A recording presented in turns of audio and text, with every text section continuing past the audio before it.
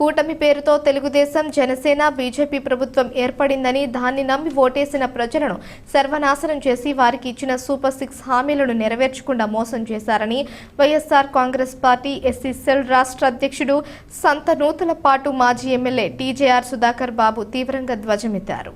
రాజమహేంద్రవరం పాత ఆర్ఎండ్బి అతిథి గృహంలో గురువారం ఆయన మీడియాతో మాట్లాడుతూ ఎన్డీఏ కూటమి ప్రభుత్వం అధికారంలోకి వచ్చిన 100 రోజుల్లో ప్రజలకు ఇచ్చిన ఒక్క హామీని నెరవేర్చలేదని సుధాకర్ బాబు ఆగ్రహం వ్యక్తం చేశారు. వైఎస్ఆర్ కాంగ్రెస్ పార్టీ నాయకులు, కార్యకర్తలపై కక్ష సాధిస్తూ తప్పుడు కేసులు పెట్టి వేధించడమే లక్ష్యంగా పెట్టుకుని చంద్రబాబు పాలన సాగిస్తున్నారని ధ్వజమెత్తారు. ఆయన అధికారంలో ఉంటేనే అతివృష్టి, అనావృష్టి వచ్చేస్తాయని, ఇప్పుడు విజయవాడను వరదలు ముంచెత్తి 70 మంది మృత్యువాత పడటానికి ఆయనే కారణమని ఆరోపించారు.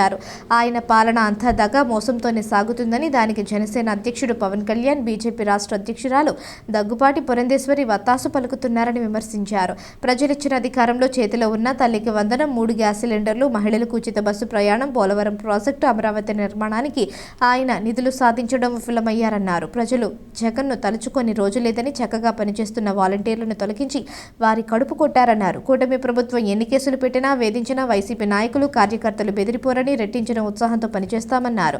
2029లో జగన్ను మళ్లీ అధికారంలోకి తేవడానికి దళితులు, బడుగు బలహీన వర్గాలు, మైనారిటీలు ఏకమవుతారన్నారు. సమావేశంలో వైసీపీ నాయకులు నక్కా శ్రీ నగేష్, గుల్ల ఏడుకొండలు, గన్నవరపు శ్రీనివాస్, దాసి వెంకట్రావు, మార్తి నాగేశ్వరరావు, డి ప్రవీణ్, ఎల్ వెంకటేశ్వరరావు, కానుబోయిన సాగర్, రేగుళ్ల నాని తదితరులు పాల్గొన్నారు. నాయకులు పారిపోతారేమో అని చెప్పి మీరు అనుకుంటున్నారు, భయపడతారేమో అని చెప్పి అనుకుంటున్నారు, కేసులకు లొంగిపోతారేమో అని చెప్పి అనుకుంటున్నారు, జగన్మోహన్ రెడ్డిని వదిలేసి ఇంకో పార్టీలోకి వస్తారేమో అనుకుంటున్నారు. అది కల్లా అని చెప్పి అంటున్నాం.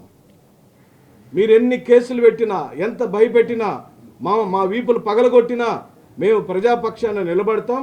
మళ్ళీ 2029లో వైఎస్ జగన్మోహన్ రెడ్డి గారిని ఈ రాష్ట్ర ముఖ్యమంత్రిగా చేసే వరకు పేద వర్గాలకు సంబంధించిన నాయకత్వాలు ఎట్టి పరిస్థితుల్లో నిద్రపోవని చెప్పంటున్నాం.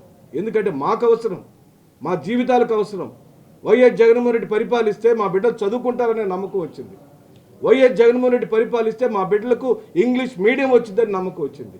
వైఎస్ జగన్మోహన్ రెడ్డి పరిపాలిస్తే వ్యవసాయదారుడికి ఈ రోజున సకాలంలో విత్తనాలు వస్తాయని చెప్పి నమ్మకం వచ్చింది. మేమేం అడగట్లా, ఖరీఫ్ సీజన్ వచ్చింది కదా, మీరు ఎరువుల పంపిణీ ఎక్కడ చేశారు, విత్తనాల పంపిణీ ఎక్కడ చేశారు, ఎక్కడ మీరు సకాలంలో పంట రుణాలు ఇచ్చారు, మీరు చెప్పిన 20,000 రూపాయల రైతులకు ఇచ్చిన హామీ ఏమైందని చెప్పి అడుగుతున్నాం. స్కూళ్ళు మొదలైనవి, మేము అమ్మఒడి ఇచ్చాం, బ్రహ్మాండంగా ఇచ్చాం అని మేము కాలరెగరేసి చెబుతాం. జగన్మోహన్ రెడ్డి గారి నాయకత్వంలో మీరు ఇచ్చిన తల్లికి వందనం అనే హామీ ఏమైందని చెప్పి అడుగుతున్నాం.